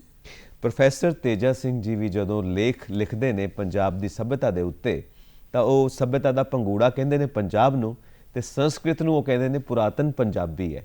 ਸੋ ਉਹ ਵੀ ਬੜਾ ਮਾਣ ਬਖਸ਼ਦੇ ਨੇ। ਇਹ ਤੁਸੀਂ ਬੜੇ ਚੰਗੇ ਨੁਕਤੇ ਵੱਲ ਧਿਆਨ ਦਿਵਾਇਆ ਹੈ ਕਿ ਅੱਜ ਜਿਹੜੀਆਂ ਭਾਰਤੀ ਭਾਸ਼ਾਵਾਂ ਨੇ ਜੀ ਉਹਨਾਂ ਵਿੱਚੋਂ ਜੇ ਸੰਸਕ੍ਰਿਤ ਦੇ ਨੇੜੇ ਕੋਈ ਜ਼ਬਾਨ ਹੈ ਤੇ ਉਹ ਪੰਜਾਬੀ ਹੈ। ਬਿਲਕੁਲ ਸਾਰਾ ਦਿਨ ਅਸੀਂ ਪੰਜਾਬੀ, ਮਾਂ ਬੋਲੀ ਪੰਜਾਬੀ ਬੋਲਦੇ ਹਾਂ, ਸਾਨੂੰ ਪਤਾ ਨਹੀਂ ਲੱਗਦਾ ਕਿ ਅਸੀਂ ਕਿੰਨੀ ਨਾਲ ਸੰਸਕ੍ਰਿਤ ਵੀ ਬੋਲਦੇ ਹਾਂ। ਜੀ ਅੱਜ ਵੀ 40% ਤਤਸਮ ਸ਼ਬਦਾਵਲੀ ਜੀ ਹੂਬਹੂ ਸੰਸਕ੍ਰਿਤ ਦੀ ਪੰਜਾਬੀ ਵਿੱਚ ਵਿਰਾਜਮਾਨ ਹੈ। ਬਿਲਕੁਲ ਇਸ ਕਰਕੇ ਜਿਹੜਾ ਪੰਜਾਬੀ ਭਾਸ਼ਾ ਤੇ ਪੰਜਾਬੀ ਸਾਹਿਤ ਦਾ ਜਿਹੜਾ ਸੱਭਿਆਚਾਰਕ ਪ੍ਰਪੇਖ ਹੈ ਉਹ ਬੜਾ ਅਮੀਰ ਹੈ ਇਸ ਜ਼ੁਬਾਨ ਦੇ ਕਰਕੇ। ਜੀ ਔਰ ਜਿਸ ਵੇਲੇ ਅਸੀਂ ਮੱਧਕਾਲ ਵਿੱਚ ਆਉਂਦੇ ਹਾਂ ਜੀ ਤੇ ਮੈਂ ਥੋੜੀ ਜਿਹੀ ਗੱਲ ਸ੍ਰੀ ਗੁਰੂ ਗ੍ਰੰਥ ਸਾਹਿਬ ਦੀ ਕਰਨੀ ਚਾਹਾਂਗਾ ਬਿਲਕੁਲ ਕਿ 1604 ਵਿੱਚ, ਇਹ ਮੈਂ ਸਾਰੀਆਂ ਗੱਲਾਂ ਹਿੰਦੀ ਸਾਹਿਤ ਦੇ ਸਾਹਮਣੇ ਰੱਖੀਆਂ, ਹਿੰਦੀ ਵਿਦਵਾਨਾਂ ਨੂੰ ਇਸ ਗੱਲ ਤੋਂ ਜਾਣੂ ਕਰਵਾਇਆ ਕਿ ਸ੍ਰੀ ਗੁਰੂ ਗ੍ਰੰਥ ਸਾਹਿਬ ਦੇ ਵਿੱਚ 36 ਬਾਣੀਕਾਰ ਨੇ। ਹਾਂਜੀ 6 ਗੁਰੂ ਸਾਹਿਬਾਨ ਨੇ, ਬਾਕੀ ਜਿਹੜੇ ਵੱਡੇ ਵੱਡੇ ਮਹਾਂਪੁਰਖਾਂ ਦੀ ਬਾਣੀ ਹੈ ਉਹਦੇ ਵਿੱਚ ਕਬੀਰ ਸਾਹਿਬ ਨੇ, ਰਵਿਦਾਸ ਹੈ, ਸੰਤ ਪੀਪਾ ਨੇ, ਉਹਦੇ ਵਿੱਚ ਸੇਨ ਨੇ, ਉਹਦੇ ਵਿੱਚ ਸਵਾਮੀ ਰਾਮਾਨੰਦ ਨੇ, ਜੈਦੇਵ ਨੇ। ਜੀ ਇਹਨਾਂ ਮਹਾਨ ਜਿਹੜੇ ਭਾਰਤੀ ਸਾਡੇ ਦਾਰਸ਼ਨਿਕ ਬਾਣੀਕਾਰ ਨੇ ਉਹਨਾਂ ਨੂੰ ਸ੍ਰੀ ਗੁਰੂ ਅਰਜਨ ਦੇਵ ਨੇ ਸ੍ਰੀ ਗੁਰੂ ਗ੍ਰੰਥ ਸਾਹਿਬ ਵਿੱਚ ਉਹਨਾਂ ਦੀ ਬਾਣੀ ਸੰਕਲਿਤ ਕੀਤੀ। ਤੇ ਇਸ ਤਰ੍ਹਾਂ ਸ੍ਰੀ ਗੁਰੂ ਗ੍ਰੰਥ ਸਾਹਿਬ ਤੁਸੀਂ ਦੇਖੋ ਕਿ ਜੈਦੇਵ 10ਵੀਂ ਸਦੀ ਦੇ ਨੇ ਜਿਨ੍ਹਾਂ ਨੇ ਸੰਸਕ੍ਰਿਤ ਵਿੱਚ ਗੀਤ ਗੋਬਿੰਦ ਲਿਖਿਆ। ਗੀਤ ਗੋਬਿੰਦ ਤੇ ਉਹਨਾਂ ਦੇ ਸ਼ਬਦ ਸ੍ਰੀ ਗੁਰੂ ਗ੍ਰੰਥ ਸਾਹਿਬ ਵਿੱਚ ਨੇ। ਤੇ 10ਵੀਂ ਸਦੀ ਤੋਂ ਲੈ ਕੇ 9ਵੇਂ ਪਾਤਸ਼ਾਹ ਗੁਰੂ ਤੇਗ ਬਹਾਦਰ ਸਾਹਿਬ ਤੱਕ ਦੀ ਜਿਹੜੇ ਭਾਰਤੀ ਬਾਣੀਕਾਰ ਨੇ ਉਹਨਾਂ ਨੂੰ ਇੱਕ ਬਹੁਤ ਵੱਡਾ ਜਿਹੜਾ ਮਾਣ ਹੈ ਉਹ ਸ੍ਰੀ ਗੁਰੂ ਗ੍ਰੰਥ ਸਾਹਿਬ ਨੇ ਬਖਸ਼ਿਆ। ਤੁਸੀਂ ਮਹਾਕਵੀ ਜੈਦੇਵ ਜੀ ਦੀ ਗੱਲ ਕੀਤੀ, ਗੀਤ ਗੋਬਿੰਦ ਦੀ ਗੱਲ ਕੀਤੀ, ਉਹਦੇ ਵਿੱਚ ਹੀ ਪਹਿਲੀ ਵਾਰ ਸਾਨੂੰ ਸਾਰਿਆਂ ਨੂੰ ਪਤਾ ਲੱਗਾ ਕਿ ਇੱਕ ਰਾਧਾ ਵੀ ਹੈ, ਜੋ ਸਾਡੀ ਆਤਮਾ ਹੈ, ਉਸੇ ਨੂੰ ਹੀ ਰਾਧਾ ਦਾ ਰੂਪ ਦਿੱਤਾ ਹੈ ਉਹਨਾਂ ਨੇ। ਉਸ ਤੋਂ ਪਹਿਲਾਂ ਕਿਤੇ ਰਾਧਾ ਦਾ ਜ਼ਿਕਰ ਨਹੀਂ ਮਿਲਦਾ ਕਿਸੇ ਲਿਟਰੇਚਰ ਦੇ ਵਿੱਚ। ਔਰ ਗ੍ਰੰਥਾਂ ਤੋਂ ਲੈ ਕੇ ਜੋ ਚਾਰੋਂ ਸਾਡੇ ਵੇਦ ਨੇ, ਉੱਥੋਂ ਤੋਂ ਲੈ ਕੇ ਆਦਿ ਗ੍ਰੰਥ ਸ਼੍ਰੀ ਗੁਰੂ ਗ੍ਰੰਥ ਸਾਹਿਬ ਤੱਕ ਦੀ ਯਾਤਰਾ ਮਾਨਵ ਸਮਾਜ ਨੇ ਤੈਅ ਕੀਤੀ ਹੈ। ਅਸੀਂ ਇਸ ਬਾਰੇ ਹੋਰ ਗੱਲਬਾਤ ਕਰਾਂਗੇ। ਦਰਸ਼ਕਾਂ ਨੂੰ ਇੱਕ ਵਾਰੀ ਫਿਰ ਅਸੀਂ ਦੱਸ ਦਈਏ ਕਿ ਅੱਜ ਪ੍ਰੋਫੈਸਰ ਡਾਕਟਰ ਹਰਮੋਹਿੰਦਰ ਸਿੰਘ ਬੇਦੀ ਜੀ ਨਾਲ ਅਸੀਂ ਗੱਲਬਾਤ ਕਰ ਰਹੇ ਹਾਂ, ਜੋ ਕਿ ਚਾਂਸਲਰ ਨੇ ਹਿਮਾਚਲ ਯੂਨੀਵਰਸਿਟੀ ਦੇ, ਤੇ ਉਹਨਾਂ ਨੂੰ ਇਸੇ ਸਾਲ ਪਦਮ ਸ਼੍ਰੀ ਨਾਲ ਅਨਾਉਂਸ ਕੀਤਾ ਗਿਆ ਹੈ, ਇਹਨਾਂ ਵਾਸਤੇ ਘੋਸ਼ਿਤ ਕੀਤਾ ਗਿਆ ਹੈ, ਨਵਾਜ਼ਿਆ ਗਿਆ ਹੈ ਇਸ ਅਵਾਰਡ ਦੇ ਨਾਲ। ਇਹ ਅਵਾਰਡ ਮਾਰਚ ਦੇ ਵਿੱਚ ਇਹਨਾਂ ਨੂੰ ਮਿਲਣਾ ਹੈ ਔਰ ਅਸੀਂ ਮੁਬਾਰਕਬਾਦ ਤੇ ਸ਼ੁਭ ਇੱਛਾਵਾਂ ਦੇ ਚੁੱਕੇ ਹਾਂ, ਤੇ ਨਾਲ ਦੀ ਨਾਲ ਇਹਨਾਂ ਦੀ ਪੂਰੀ ਜ਼ਿੰਦਗੀ ਵਾਸਤੇ ਵੀ ਸ਼ੁਭ ਇੱਛਾਵਾਂ ਨੇ, ਜਿਸ ਤਰ੍ਹਾਂ ਇਹਨਾਂ ਨੇ ਸਮੇਂ-ਸਮੇਂ ਦੇ ਉੱਤੇ ਸੰਘਰਸ਼ ਕਰਦੇ ਹੋਏ ਇੱਥੋਂ ਤੱਕ ਦਾ ਮੁਕਾਮ ਹਾਸਿਲ ਕੀਤਾ ਹੈ। ਸੋ ਤੁਹਾਡੀ ਜੀਵਨ ਦੀ ਯਾਤਰਾ ਨਾਲ ਅਸੀਂ ਫਿਰ ਤੋਂ ਜੁੜਦੇ ਹਾਂ ਕਿ ਤੁਸੀਂ ਇਹ ਸਾਰੇ ਲਿਟਰੇਚਰ ਦੀ ਗੱਲ ਕੀਤੀ ਹੈ, ਜੋ ਸ਼ੁਰੂ ਤੋਂ ਲੈ ਕੇ ਹੁਣ ਤੱਕ ਮਨੁੱਖੀ ਸਮਾਜ ਦਾ ਹਿੱਸਾ ਹੈ ਔਰ ਅੱਜ ਵੀ ਹੈ, ਇੰਪੋਰਟੈਂਟ ਹਿੱਸਾ ਹੈ। ਇਹ ਸਾਡੇ ਜੀਵਨ ਦਾ ਹਿੱਸਾ ਕਿਉਂ ਨਹੀਂ ਬਣਿਆ? ਅਸੀਂ ਇਹਨਾਂ ਗ੍ਰੰਥਾਂ ਦੇ ਅੱਗੇ ਨਤਮਸਤਕ ਹੁੰਦੇ ਹਾਂ, ਇਹਨਾਂ ਦੀ ਇੱਜ਼ਤ ਕਰਦੇ ਹਾਂ, ਅਕੀਦਾ ਹੈ ਸਾਡਾ, ਪਰ ਇਹਨੂੰ ਜ਼ਿੰਦਗੀ ਦੇ ਵਿੱਚ, ਵਿਵਹਾਰ ਦੇ ਵਿੱਚ ਨਹੀਂ ਅਪਣਾਉਂਦੇ। ਇਹ ਜਿਹੜਾ ਪ੍ਰਸ਼ਨ ਹੈ, ਇਹ ਵੀ ਕਿਤੇ ਨਾ ਕਿਤੇ ਪੰਜਾਬੀ ਸੱਭਿਆਚਾਰ ਤੇ ਪੰਜਾਬ ਦੀਆਂ ਪ੍ਰਾਪਤੀਆਂ ਨੂੰ, ਉਹਦੀ ਪ੍ਰਾਸੰਗਿਕਤਾ ਵੱਲ ਸਾਡਾ ਧਿਆਨ ਖਿੱਚਦਾ ਹੈ। ਸਾਡੀ ਜ਼ਿੰਦਗੀ ਦਾ ਹਿੱਸਾ ਇਹ ਚੀਜ਼ਾਂ ਬਣੀਆਂ। ਆਧੁਨਿਕ ਕਾਲ ਦੇ ਵਿੱਚ ਇੱਕ ਸੰਕਟ ਜ਼ਰੂਰ ਸਾਡੇ ਸਾਹਮਣੇ ਆਇਆ। ਮੈਂ ਇੱਕ ਉਦਾਹਰਨ ਤੁਹਾਨੂੰ ਦੇਣੀ ਚਾਹੁੰਦਾ ਕਿ ਕਿਸ ਤਰ੍ਹਾਂ ਇਸ ਅਮੀਰ ਵਿਰਸੇ ਨੇ ਸਾਡੀ ਪੂਰੀ ਜਿਹੜੀ ਇੱਕ ਰਾਸ਼ਟਰੀ ਸੰਸਕ੍ਰਿਤੀ ਸੀ, ਉਹਦੇ ਵਿੱਚ ਇੱਕ ਵਡਮੁੱਲਾ ਯੋਗਦਾਨ ਦਿੱਤਾ। ਮੈਂ ਗੱਲ ਕਰਨੀ ਚਾਹੁੰਦਾ ਕਿ ਇੱਕ ਨਿਰੰਤਰਤਾ ਦੇ ਵਿੱਚ ਕਿ ਸ੍ਰੀ ਗੁਰੂ ਗੋਬਿੰਦ ਸਿੰਘ ਦਾ ਜਿਹੜਾ ਸਾਹਿਤ ਹੈ, ਉਸ ਸਾਹਿਤ ਨੇ ਪੰਜਾਬੀਆਂ ਦੇ ਅੰਦਰ ਬਹਾਦਰੀ ਦਾ ਜਜ਼ਬਾ ਭਰਿਆ। ਪੰਜਾਬੀ ਉਸ ਬਹਾਦਰੀ ਦੀ ਜਿਹੜੀ ਇੱਕ ਬਹੁਤ ਵੱਡੀ ਮਿਸਾਲ ਉਹ ਦੁਨੀਆ ਦੇ ਸਾਹਮਣੇ ਬਣੇ। ਇੱਕ ਛੋਟੀ ਜਿਹੀ ਮੈਂ ਉਦਾਹਰਨ ਦੇਣੀ ਚਾਹੁੰਦਾ ਜੀ, ਕਿ ਜਦੋਂ ਸਾਡੇ ਉੱਪਰ ਚੀਨੀ ਹਮਲੇ ਦਾ ਸੰਕਟ ਦੇਸ਼ ਨੇ ਚੱਲਿਆ, ਤਾਂ ਇੱਕ ਬੜੀ ਇੱਕ ਪ੍ਰਸੰਗਿਕ ਗੱਲ ਹੈ ਕਿ ਲਦਾਖ ਦੇ ਵਿੱਚ ਉਸ ਵੇਲੇ ਭਾਰਤ ਤੇ ਚੀਨ ਦੇ ਵਿੱਚ ਸੰਘਰਸ਼ ਚੱਲ ਰਿਹਾ ਸੀ, ਯੁੱਧ ਚੱਲ ਰਿਹਾ ਸੀ। ਕਿਤੇ ਨਾ ਕਿਤੇ ਭਾਰਤੀ ਸੈਨਾ ਦਾ ਮਨੋਬਲ ਕਈਆਂ ਕਾਰਨਾਂ ਕਰਕੇ ਡਿੱਗਣ ਲੱਗਾ। ਤਾਂ ਉਸ ਵੇਲੇ ਇੱਕ ਗੱਲ ਸਾਹਮਣੇ ਆਈ ਕਿ ਜੇ ਇਹਨਾਂ ਦਾ ਮਨੋਬਲ ਪੂਰੀ ਤਰ੍ਹਾਂ ਨਾਲ ਅਸੀਂ ਕਾਇਮ ਰੱਖਣਾ ਹੈ, ਤੇ ਫਿਰ ਗੁਰੂ ਗੋਬਿੰਦ ਸਿੰਘ ਜੀ ਦਾ ਜਿਹੜਾ ਉਹ ਸ਼ਬਦ ਹੈ, ਦੇ ਸ਼ਿਵਾ ਵਰ ਮੋਹੇ ਇਹ ਸ਼ੁਭ ਕਰਮਨ ਤੇ ਕਬਹੂ ਨਾ ਟਰੂ, ਇਹਦੇ ਉੱਤੇ ਭਾਰਤੀ ਫੌਜਾਂ ਨੂੰ ਮਾਰਚ ਪਾਸ ਕਰਵਾਇਆ ਜਾਏ। ਵਾਹ।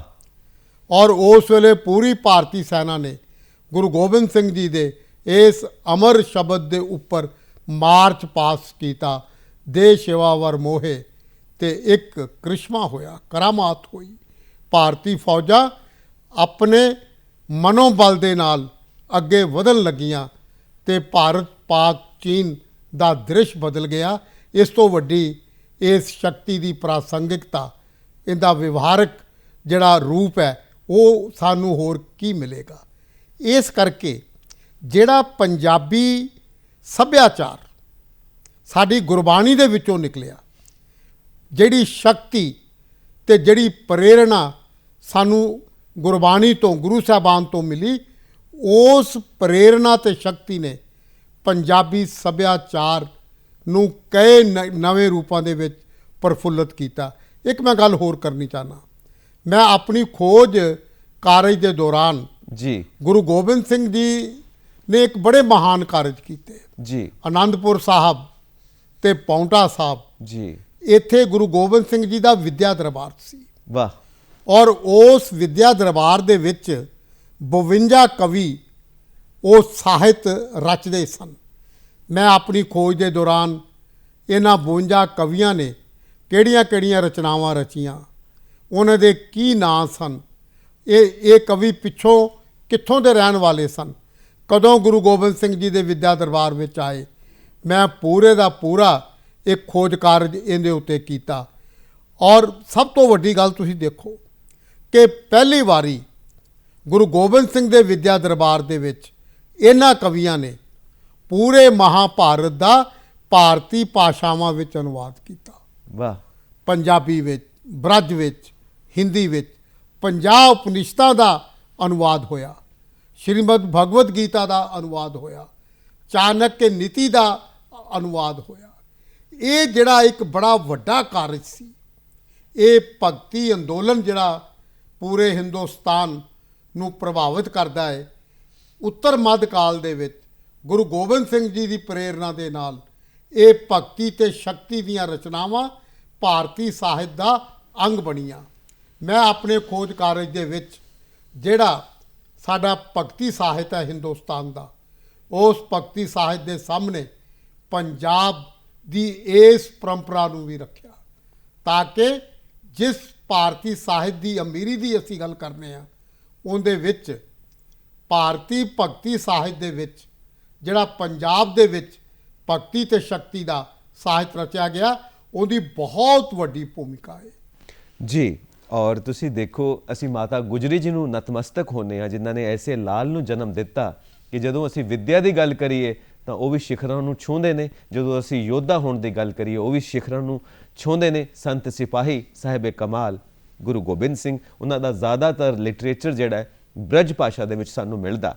ਤਾਂ ਇੱਕ ਜਗ੍ਹਾ ਇਹ ਵੀ ਗੱਲ ਆਉਂਦੀ ਹੈ ਕਿ ਤੁਹਾਨੂੰ ਇੰਨੇ ਅਵਾਰਡਸ ਮਿਲੇ ਨੇ, ਹੋਰ ਅਵਾਰਡਸ ਦਾ ਵੀ ਜ਼ਿਕਰ ਕਰਾਂਗੇ, ਪਰ ਇਸ ਗੱਲ ਨੂੰ ਨਾਲ ਛੂੰਹਦੇ ਹੋਏ ਜ਼ਰੂਰ ਜਾਈਓ ਕਿ ਅੱਜ ਪਾਠਕ ਵਰਗ ਕਿੱਥੇ ਚਲਾ ਗਿਆ, ਇੰਨੇ ਅਮੀਰ ਸਾਹਿਤਿਆ ਨੂੰ ਕਿਉਂ ਛੱਡ ਦਿੱਤਾ ਜੋ ਗੁਰੂ ਗੋਬਿੰਦ ਸਿੰਘ ਜੀ ਨੇ ਰਚਿਆ ਹੈ ਵਿੱਦਿਆ ਦਰਬਾਰ ਦੇ ਵਿੱਚ। ਉਹਦੀ ਗੱਲ ਕਰਦੇ ਹੋਏ ਤੁਸੀਂ ਆਪਣੇ ਅਵਾਰਡਸ ਦੀ ਵੀ ਗੱਲ ਕਰੋ। ਦੋ ਗੱਲਾਂ ਮੈਨੂੰ ਸਮਝ ਆਉਂਦੀਆਂ ਨੇ ਕਿ ਅੱਜ ਵੀ ਗਿਆਨ ਦਾ ਸਰੋਤ ਜੀ ਸਾਡੀਆਂ ਪੋਥੀਆਂ ਨੇ। ਜੀ। ਸਾਡੀ ਪਰੰਪਰਾ ਦਾ ਗਿਆਨ ਦਾ ਸਰੋਤ ਸਾਡੀਆਂ ਪੋਥੀਆਂ ਨੇ। ਜੀ।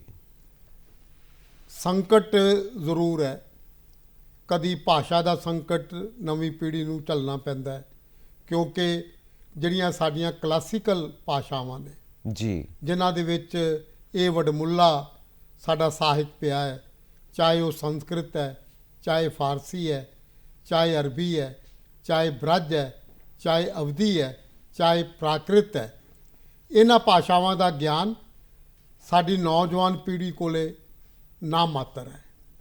ਇਸ ਕਰਕੇ ਇਹ ਅੱਜ ਸੰਕਟ ਪਾਠਕਾਂ ਦਾ ਤੇ ਨਵੀਂ ਪੀੜ੍ਹੀ ਦਾ ਹੈ। ਜੀ। ਪਰ ਦੂਜੇ ਪਾਸੇ ਅਸੀਂ ਦੇਖਦੇ ਹਾਂ ਕਿ ਸਾਹਿਤ ਕੋਈ ਮਨੋਰੰਜਨ ਦੀ ਵਸਤੂ ਨਹੀਂ। ਜੀ। ਮਨੋਰੰਜਨ ਦੇ ਸਾਡੇ ਕੋਲ ਬੜੇ ਸਾਧਨ ਨੇ ਅੱਜ। ਹੂੰ। ਸਾਡੇ ਕੋਲੇ ਨਵੀਆਂ ਕਾਢਾਂ ਜਿਹੜੀਆਂ ਸਾਡੇ ਸੰਚਾਰ ਮਾਧਿਅਮ ਦੀਆਂ ਹੈਗੀਆਂ ਨੇ, ਉਹ ਨਵੀਂ ਪੀੜ੍ਹੀ ਨੂੰ ਪ੍ਰਭਾਵਿਤ ਕਰ ਰਹੀਆਂ ਨੇ। ਜੀ। ਚਾਹੇ ਉਹ ਕੰਪਿਊਟਰ ਹੈ, ਚਾਹੇ ਫੋਨ ਹੈ, ਇੰਟਰਨੈਟ ਹੈ, ਚਾਹੇ ਇੰਟਰਨੈਟ ਹੈ। ਪਰ ਅੱਜ ਵੀ ਜੇ ਅਸੀਂ ਦਰਸ਼ਨ ਨੂੰ ਸਮਝਣਾ ਹੈ, ਅਧਿਆਤਮ ਨੂੰ ਸਮਝਣਾ ਹੈ, ਆਪਣੀ ਵਿਰਾਸਤ ਨੂੰ ਸਮਝਣਾ ਹੈ, ਤੇ ਫਿਰ ਸਾਨੂੰ ਪੁਸਤਕ ਗਿਆਨ ਦਾ, ਪੋਥੀ ਗਿਆਨ ਦਾ ਸਹਾਰਾ ਲੈਣਾ ਪੈਂਦਾ ਹੈ। ਮੈਨੂੰ ਇਹ ਜਾਪਦਾ ਹੈ ਕਿ ਜਿਸ ਵੇਲੇ ਵੀ ਕੋਈ ਗਿਆਨ ਦੀ ਜੀ ਇੱਕ ਪਰੰਪਰਾ ਦੀ ਗੱਲ ਵਿਸ਼ਵ ਪੱਧਰ ਉੱਤੇ ਚੱਲਦੀ ਹੈ, ਤਾਂ ਜਿਹੜਾ ਭਾਰਤੀ ਵਾਂਗਮਈ ਹੈ, ਜਿਹੜਾ ਭਾਰਤੀ ਸਾਹਿਤ ਹੈ, ਜਿਹੜੀ ਭਾਰਤ ਦੀ ਦਾਰਸ਼ਨਿਕ ਇੱਕ ਧਾਰਾ ਹੈ, ਉਹਦੇ ਤੱਕ ਪਹੁੰਚਣ ਲਈ ਸਾਨੂੰ ਫਿਰ ਸ਼੍ਰੀਮਦ ਭਗਵਦ ਗੀਤਾ ਵਰਗੀ ਪਵਿੱਤਰ ਪੋਥੀ ਦਾ ਸਹਾਰਾ ਲੈਣਾ ਪੈਂਦਾ ਹੈ। ਮੱਧਕਾਲ ਨੂੰ ਸਮਝਣ ਵਾਸਤੇ ਸ੍ਰੀ ਗੁਰੂ ਗ੍ਰੰਥ ਸਾਹਿਬ ਤੱਕ ਪਹੁੰਚ ਕਰਨੀ ਪੈਂਦੀ ਹੈ। ਅੱਜ ਲੋੜ ਸਿਰਫ ਇੰਨੀ ਹੈ ਕਿ ਇਹਨਾਂ ਪੋਥੀਆਂ ਦੇ ਮੁੱਖ ਮੁੱਦੇ, ਜੀ, ਮੁੱਖ ਸਰੋਕਾਰ ਸਾਨੂੰ ਆਧੁਨਿਕ ਭਾਸ਼ਾਵਾਂ ਦੇ ਵਿੱਚ, ਸਰਲ ਭਾਸ਼ਾ ਦੇ ਵਿੱਚ ਨਵੀਂ ਪੀੜ੍ਹੀ ਤੱਕ ਪਹੁੰਚਾਉਣਾ ਚਾਹੀਦਾ ਹੈ, ਤਾਂ ਕਿ ਨਵੀਂ ਪੀੜ੍ਹੀ ਆਪਣੀ ਵਿਰਾਸਤ ਨਾਲ ਇਸ ਪੋਥੀ ਗਿਆਨ ਨੂੰ ਗ੍ਰਹਿਣ ਕਰ ਸਕੇ। ਤੁਸੀਂ ਇਸ ਪੋਥੀ ਗਿਆਨ ਨਾਲ ਜੁੜੇ, ਆਪਣੇ ਬਚਪਨ ਤੋਂ ਤੁਹਾਡੇ ਪਿਤਾ ਜੀ ਨੇ, ਤੁਹਾਡੇ ਮਾਤਾ ਜੀ ਨੇ, ਪਰਿਵਾਰ ਨੇ ਜੋੜਿਆ, ਔਰ ਤੁਸੀਂ ਇਸ ਸਰੋਕਾਰ ਨੂੰ ਲੈ ਕੇ ਚੱਲ ਰਹੇ ਹੋ ਕਿ ਸਾਰੇ ਪਾਠਕ ਜੁੜਨ। ਤੇ ਇਸ ਸੰਘਰਸ਼ ਦੇ ਵਿੱਚ ਤੁਹਾਨੂੰ ਅਨੇਕਾਂ ਐਵਾਰਡਸ ਮਿਲੇ ਔਰ ਹੁਣ ਤੁਹਾਨੂੰ ਐਜੂਕੇਸ਼ਨ ਤੇ ਲਿਟਰੇਚਰ ਦੇ ਵਿੱਚ ਯਾਨੀ ਵਿੱਦਿਆ ਦੇ ਖੇਤਰ ਤੇ ਸਾਹਿਤ ਦੇ ਖੇਤਰ ਦੇ ਵਿੱਚ ਪਦਮ ਸ਼੍ਰੀ ਪੁਰਸਕਾਰ ਨਾਲ ਨਵਾਜ਼ਿਆ ਜਾ ਰਿਹਾ ਹੈ, ਘੋਸ਼ਿਤ ਹੋ ਚੁੱਕਾ ਹੈ। ਤੁਸੀਂ ਆਪਣੇ ਹੋਰ ਐਵਾਰਡਸ ਦੀ ਜ਼ਰੂਰ ਗੱਲ ਕਰਨਾ ਚਾਹੋਗੇ ਸਾਡੇ ਦਰਸ਼ਕਾਂ ਨਾਲ ਜੋ ਇਸ ਯਾਤਰਾ ਦੇ ਦੌਰਾਨ ਤੁਹਾਨੂੰ ਮਿਲੇ ਨੇ, ਕਿਉਂਕਿ ਜਦੋਂ ਹੱਲਾਸ਼ੇਰੀ ਮਿਲਦੀ ਹੈ ਨਾ, ਪਿੱਠ ਤੇ ਥਾਪੜਾ ਮਿਲਦਾ ਹੈ, ਤਾਂ ਬੰਦੇ ਦਾ ਜੋਸ਼ ਹੋਰ ਜ਼ਿਆਦਾ ਵੱਧ ਜਾਂਦਾ। ਦੇਖੋ, ਇਹ ਵੀ ਵਾਹਿਗੁਰੂ ਦੀ ਕਿਰਪਾ, ਦੋਸਤਾਂ ਮਿੱਤਰਾਂ ਵੱਡੇ ਸਾਹਿਤਕਾਰਾਂ ਦੀਆਂ ਸ਼ੁਭਕਾਮਨਾਵਾਂ ਕਿ ਜਦੋਂ ਮੈਂ ਸਾਹਿਤ ਦੇ ਖੇਤਰ ਵਿੱਚ ਥੋੜ੍ਹਾ ਬਹੁਤਾ ਕੰਮ ਕੀਤਾ ਜੀ ਤੇ ਉਸ ਵੇਲੇ ਮੇਰਾ ਜਿਹੜਾ ਪਹਿਲਾ ਕਵਿਤਾ ਸੰਗ੍ਰਹਿ ਛਪਿਆ ਗਰਮ ਲੋਹਾ, ਹਾਂਜੀ ਉਹਦੇ ਉੱਪਰ ਮੈਨੂੰ ਰਾਸ਼ਟਰੀ ਪੁਰਸਕਾਰ ਮਿਲਿਆ। ਜੀ ਉਸ ਪੁਰਸਕਾਰ ਨੇ ਮੈਨੂੰ ਬੜੀ ਹੱਲਾਸ਼ੇਰੀ ਦਿੱਤੀ ਤੇ ਜਿਸ ਵੇਲੇ ਮੈਂ ਆਪਣੇ ਖੋਜ ਕਾਰਜਾਂ ਵੱਲ ਰੁਚਿਤ ਹੋਇਆ ਜੀ ਤਾਂ ਮੈਨੂੰ ਕੇਂਦਰ ਸਰਕਾਰ ਵੱਲੋਂ ਰਾਜ ਭਾਸ਼ਾ ਪੁਰਸਕਾਰ ਮਿਲਿਆ। ਜੀ ਜਿਸ ਵੇਲੇ ਮੈਂ ਪੰਜਾਬ ਦੇ ਹਿੰਦੀ ਸਾਹਿਤ ਤੇ ਕੰਮ ਕੀਤਾ, ਪੰਜਾਬ ਦੇ ਹਿੰਦੀ ਸਾਹਿਤ ਦੀ ਇੱਕ ਰਾਸ਼ਟਰੀ ਪਹਿਚਾਨ ਬਣਾਉਣ ਵਿੱਚ ਮੇਰੇ ਖੋਜ ਕਾਰਜਾਂ ਨੇ ਇੱਕ ਨਵੀਂ ਸੇਧ ਸਾਹਿਤ ਆਚਾਰਿਆਂ ਦੇ ਸਾਹਮਣੇ ਰੱਖੀ ਤਾਂ ਮੈਨੂੰ ਪੰਜਾਬ ਸਰਕਾਰ ਨੇ ਸ਼੍ਰੋਮਣੀ ਹਿੰਦੀ ਸਾਹਿਤਕਾਰ ਪੁਰਸਕਾਰ ਦਿੱਤਾ। ਜੀ ਜੀ ਤੇ ਇਹਨਾਂ ਪੁਰਸਕਾਰਾਂ ਦੀ ਇਸ ਲੜੀ ਦੇ ਅਧੀਨ ਮੈਨੂੰ 2017 ਦੇ ਵਿੱਚ ਭਾਰਤ ਸਰਕਾਰ ਦਾ ਇੱਕ ਵਡਮੁੱਲਾ ਸਾਹਿਤਕ ਹਿੰਦੀ ਸੇਵੀ ਪੁਰਸਕਾਰ ਰਾਸ਼ਟਰਪਤੀ ਜੀ ਵੱਲੋਂ ਪ੍ਰਾਪਤ ਹੋਇਆ। ਜੀ ਔਰ ਮੈਂ ਇਹ ਜਾਣਨਾ ਚਾਹਾਂਗਾ ਬੇਦੀ ਸਰ ਕਿ ਤੁਸੀਂ ਇੰਨੇ ਸਾਰੇ ਅਵਾਰਡਸ ਲੈ ਕੇ ਸਾਡੇ ਪੰਜਾਬ ਦੇ ਖਿੱਤੇ ਤੋਂ ਕਿਸੇ ਹੋਰ ਸਟੇਟ ਦੇ ਵਿੱਚ ਕਿਸੇ ਹੋਰ ਰਾਜ ਦੇ ਵਿੱਚ ਜਾ ਕੇ ਸੈਟਲ ਹੋ ਜਾਓ। ਅੱਜ ਤੁਸੀਂ ਪੰਜਾਬ ਦਾ ਮਾਣ ਹੋ ਤੇ ਕੱਲ ਨੂੰ ਤੁਸੀਂ ਜਾ ਕੇ ਕਿਸੇ ਹੋਰ ਰਾਜ ਦੇ ਵਿੱਚ, ਹਾਲਾਂਕਿ ਭਾਰਤ ਤਾਂ ਸਭ ਇੱਕੋ ਹੀ ਹੈ, ਫਿਰ ਵੀ ਤੁਸੀਂ ਕਿਤੇ ਹੋਰ ਜਾ ਕੇ ਸੈਟਲ ਹੋ ਜਾਓ ਕਿ ਉੱਥੇ ਸਪਾਂਸਰਸ਼ਿਪ ਮਿਲ ਗਈ, ਉੱਥੇ ਪੈਟਰੋਨੇਜ ਮਿਲ ਗਈ, ਕੋਈ ਮੁਨਾਫਾ ਹੋ ਗਿਆ, ਕੋਈ ਮਾਰਕੀਟ ਨੂੰ ਧਿਆਨ 'ਚ ਰੱਖਦੇ ਹੋਏ ਜਾਂ ਕੋਈ ਹੋਰ ਜ਼ਰੂਰਤਾਂ ਨੂੰ ਧਿਆਨ 'ਚ ਰੱਖਦੇ ਹੋਏ, ਜਿੱਦਾਂ ਸਾਡੇ ਬਹੁਤ ਸਾਰੇ ਹਿੰਦੀ ਦੇ ਲਿਖਾਰੀ ਜਿਹੜੇ ਪੰਜਾਬ ਨੂੰ ਬਿਲੋਂਗ ਕਰਦੇ ਨੇ, ਪੰਜਾਬ ਤੋਂ ਨੇ, ਜਾ ਕੇ ਸੈਟਲ ਹੋਏ ਨੇ, ਤਾਂ ਫਿਰ ਕੀ ਨਜ਼ਾਰਾ ਬਣੇ? ਨਜ਼ਾਰਾ ਤਾਂ ਮੇਰਾ ਜਿਹੜਾ ਇੱਕ ਪ੍ਰਾਪਤੀਆਂ ਦਾ, ਇੱਕ ਮਾਣ ਇੱਜ਼ਤ ਪ੍ਰਾਪਤ ਕਰਨ ਦਾ, ਉਹ ਨਜ਼ਾਰਾ ਤੇ ਮੈਨੂੰ ਪੰਜਾਬ ਵਿੱਚ ਹੀ ਪ੍ਰਾਪਤ ਹੋਇਆ। ਜੀ ਮੇਰੀ ਕੋਈ ਪੰਜਾਬ ਤੋਂ ਬਿਨਾ ਮੈਂ ਨਹੀਂ ਸਮਝਦਾ ਕਿ ਮੇਰੀ ਕੋਈ ਹੋਂਦ ਜਿਹੜੀ ਹੈ ਉਹ ਬਹੁਤ ਵੱਡੀ ਹੋਵੇਗੀ। ਕਈ ਗਏ ਨੇ ਨਾ ਬਾਹਰ ਰਾਈਟਰਸ, ਮੈਂ ਉਸੇ ਗੱਲ ਤੇ ਆ ਰਿਹਾ ਜੀ ਕਿ ਪੰਜਾਬ ਦੇ ਵਿੱਚ ਰਹਿ ਕੇ ਹਿੰਦੀ ਸਾਹਿਤ ਦੀ ਇੱਕ ਸੇਵਾ ਕਰਕੇ ਜੀ ਜਿਹੜੀਆਂ ਗੱਲਾਂ ਨੂੰ ਮੈਂ ਦੁਨੀਆ ਦੇ ਸਾਹਮਣੇ, ਹਿੰਦੁਸਤਾਨ ਦੇ ਦੂਜੇ ਖਿੱਤਿਆਂ ਦੇ ਸਾਹਮਣੇ ਰੱਖਣਾ ਚਾਹੁੰਦਾ ਸੀ, ਮੈਂ ਉਹਦੇ ਵਿੱਚ ਬਹੁਤ ਕਾਮਯਾਬ ਹੋਇਆ। ਜੀ ਪਰ ਜਿਹੜੀ ਗੱਲ ਤੁਸੀਂ ਮੇਰੇ ਸਾਹਮਣੇ ਰੱਖੀ ਹੈ, ਪੰਜਾਬ ਦੇ ਬਹੁਤ ਸਾਰੇ ਹਿੰਦੀ ਲੇਖਕ, ਹਿੰਦੀ ਆਲੋਚਕ, ਹਿੰਦੀ ਦੇ ਰਚਨਾਕਾਰ ਪੰਜਾਬ ਤੋਂ ਬਾਹਰ ਵੀ ਗਏ। ਹਾਂਜੀ ਮੇਰੇ ਸਾਹਮਣੇ ਮੋਹਨ ਰਾਕੇਸ਼ ਦਾ ਨਾਂ ਹੈ। ਜੀ ਮੋਹਨ ਰਾਕੇਸ਼ ਜਲੰਧਰ ਦੇ ਰਹਿਣ ਵਾਲੇ ਸੀ, ਅੰਮ੍ਰਿਤਸਰ 'ਚ ਪੈਦਾ ਹੋਏ।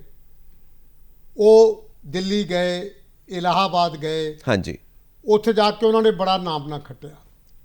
ਪਰ ਇੱਕ ਗੱਲ ਮੈਂ ਤੁਹਾਨੂੰ ਦੱਸਣੀ ਚਾਹੁੰਦਾ ਕਿ ਮੋਹਨ ਰਾਕੇਸ਼ ਜੋ ਕੁਛ ਪੰਜਾਬ ਦੀ ਜ਼ਮੀਨ ਤੋਂ ਲੈ ਕੇ ਗਿਆ ਸੀ, ਉਹੀ ਪੌਦੇ ਮੋਹਨ ਰਾਕੇਸ਼ ਨੇ ਬਾਹਰ ਜਾ ਕੇ ਲਾਏ। ਪੰਜਾਬੀਅਤ ਦਾ, ਪੰਜਾਬੀ ਸੰਵੇਦਨਾ ਦਾ ਤੇ ਪੰਜਾਬੀ ਭਾਸ਼ਾ ਦਾ ਜਿਹੜਾ ਇੱਕ ਬਹੁਤ ਵੱਡਾ ਮੋਹਨ ਰਾਕੇਸ਼ ਦੀ ਪ੍ਰਾਪਤੀ ਸੀ, ਉਸੇ ਨੂੰ ਉਹਨੇ ਆਪਣੀਆਂ ਕਿਤਾਬਾਂ ਦੇ ਵਿੱਚ ਬਿਆਨ ਕੀਤਾ। ਮੈਂ 2-3 ਉਦਾਹਰਨਾਂ ਦੇਣੀਆਂ ਚਾਹੁੰਦਾ ਜੀ ਕਿ ਆਸ਼ਾੜ ਕਾ ਇੱਕ ਦਿਨ ਉਹਨਾਂ ਦਾ ਇੱਕ ਹਿੰਦੀ ਨਾਟਕ ਹੈ, ਉਹਨਾਂ ਨੇ ਜਲੰਧਰ ਦੀ ਧਰਤੀ ਤੇ ਬਹਿ ਕੇ ਲਿਖਿਆ। ਪਾਰਟੀਸ਼ਨ ਦੀਆਂ ਬਹੁਤੀਆਂ ਕਹਾਣੀਆਂ ਜਿਹੜੀਆਂ ਨਵੀਂ ਕਹਾਣੀ ਦੇ ਵਿੱਚ ਲੋਕਪ੍ਰਿਯ ਹੋਈਆਂ ਉਹ ਪੰਜਾਬ ਦੀ ਅੰਮ੍ਰਿਤਸਰ ਦੀ ਧਰਤੀ ਦੇ ਨਾਲ ਜੁੜੀਆਂ ਹੋਈਆਂ ਨੇ। ਜੀ। ਇੱਕ ਉਹਨਾਂ ਦੀ ਵਿਸ਼ਵ ਪ੍ਰਸਿੱਧ ਕਹਾਣੀ ਮੰਨੀ ਜਾਂਦੀ ਹੈ ਮਲਬੇ ਕਾ ਮਾਲਕ। ਉਹ ਮਲਬੇ ਕਾ ਮਾਲਕ ਅੰਮ੍ਰਿਤਸਰ ਬਾਰੇ ਕਹਾਣੀ ਹੈ। ਔਰ ਇੱਕ ਉਹਨਾਂ ਦਾ ਨਾਟਕ ਹੈ ਆਦੇ ਅਧੂਰੇ। ਜੀ। ਉਹਦੇ ਬਾਰੇ ਅਕਸਰ ਕਿਹਾ ਜਾਂਦਾ ਹੈ ਕਿ ਮੋਹਨ ਰਾਕੇਸ਼ ਦੀ ਜਿਹੜੀ ਸੰਵੇਦਨਾ ਹੈ ਪਾਤਰਾਂ ਦੀ, ਉਹ ਐਂ ਲੱਗਦਾ ਕਿ ਜਿਵੇਂ ਪੰਜਾਬ ਦੇ ਮੱਧ ਵਰਗ ਦੇ ਪਾਤਰ ਪੂਰੇ ਹਿੰਦੁਸਤਾਨ ਦੀ ਰਹਿਨੁਮਾਈ ਕਰ ਰਹੇ ਨੇ। ਬਿਲਕੁਲ ਸਰ। ਇਸ ਕਰਕੇ ਪੰਜਾਬ, ਪੰਜਾਬੀਅਤ, ਪੰਜਾਬੀ ਭਾਸ਼ਾ, ਅੰਮ੍ਰਿਤਸਰ, ਹਰਿਮੰਦਰ ਸਾਹਿਬ ਨੂੰ ਛੱਡ ਕੇ ਲੋਕੀ ਦੇ ਇੱਥੇ ਆ ਕੇ ਵਸਦੇ ਨੇ। ਤੇ ਹਿੰਦੀ ਲੇਖਕਾਂ ਨੂੰ ਮੇਰਾ ਅੱਜ ਇਹ ਵੀ ਸੁਨੇਹਾ ਹੈ ਕਿ ਅਸੀਂ ਪੰਜਾਬ ਦੇ ਵਿੱਚ ਰਹਿ ਕੇ ਜੇ ਪੰਜਾਬੀ ਸੱਭਿਆਚਾਰ ਨੂੰ ਹਿੰਦੀ ਸਾਹਿਤ ਤੇ ਦੇਵਨਾਗਰੀ ਲਿਪੀ ਰਾਹੀਂ ਉਹਦਾ ਪ੍ਰਚਾਰ ਪ੍ਰਸਾਰ ਕਰਾਂਗੇ ਤੇ ਸਾਡਾ ਕੱਦ ਬਹੁਤ ਉੱਚਾ ਹੋਵੇਗਾ। ਤੇ ਇਸ ਉੱਚੇ ਕੱਦ ਲਈ ਮੇਰੇ ਸਹਿਯੋਗੀ ਲੇਖਕਾਂ ਨੂੰ ਵੀ ਪਦਮ ਸ਼੍ਰੀ ਵਰਗੇ ਕਈ ਅਵਾਰਡ ਮਿਲਣਗੇ। ਜੀ, ਕੁਦਰਤ ਤੁਹਾਨੂੰ ਜਿਸ ਖਿੱਤੇ 'ਚ ਪੈਦਾ ਕਰਦੀ ਹੈ, ਜਿਨ੍ਹਾਂ ਹਾਲਾਤਾਂ 'ਚ ਪੈਦਾ ਕਰਦੀ ਹੈ, ਜਿਨ੍ਹਾਂ ਲੋਕਾਂ ਦੇ ਵਿੱਚ ਪੈਦਾ ਕਰਦੀ ਹੈ, ਉੱਥੋਂ ਦਾ ਸੰਘਰਸ਼ ਹੀ ਤੁਹਾਡੇ ਸਾਰੇ ਵਿਅਕਤਿਤਵ ਨੂੰ, ਤੁਹਾਡੀ ਸਾਰੀ ਸ਼ਖਸੀਅਤ ਨੂੰ, ਤੁਹਾਡੀ ਸਾਰੀ ਪਰਸਨੈਲਿਟੀ ਨੂੰ ਬਣਾਉਂਦਾ। ਤੇ ਤੁਸੀਂ ਸਾਰੀ ਉਮਰ ਉਹਦੇ ਤੋਂ ਛੁਟਕਾਰਾ ਨਹੀਂ ਪਾ ਸਕਦੇ। ਉਹ ਪੰਜਾਬੀਅਤ ਤੁਹਾਡੇ ਅੰਦਰ ਵਸੀ ਰਹੇਗੀ। ਤੁਸੀਂ ਗਰਮ ਲੋਹਾ ਦੀ ਗੱਲ ਕੀਤੀ ਹੈ, ਗਰਮ ਲੋਹਾ ਵਿੱਚੋਂ ਕੁਝ ਹੋ ਜਾਏ, ਕਿਉਂਕਿ ਫਿਰ ਸਮਾਪਨ ਦਾ ਸਮਾਂ ਹੋ ਰਿਹਾ ਹੈ।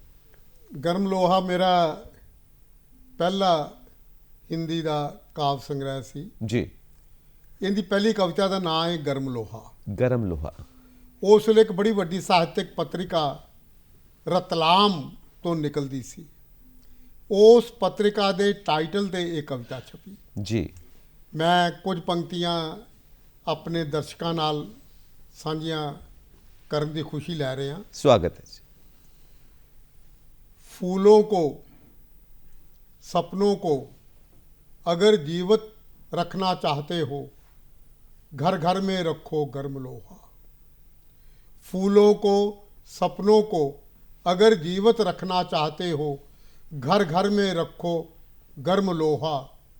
निराश हुए लोगों को नई राह दिखा देगा गर्म लोहा। जी। निराश लोगों को नई राह दिखला देगा गर्म लोहा। इसीलिए मैं कहता हूँ घर घर में रखो गर्म लोहा। ठंडे लोहे से अब कुछ नहीं होगा।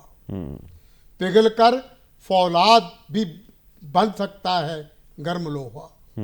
ठंडे लोहे से अब कुछ नहीं होगा। पिघल कर फौलाद भी बन सकता है गर्म लोहा। सपनों को, फूलों को अगर पाना चाहते हो तो घर घर में रखो गर्म लोहा। बंसी से बंदूक बनाए हम वो प्रेम पुजारी।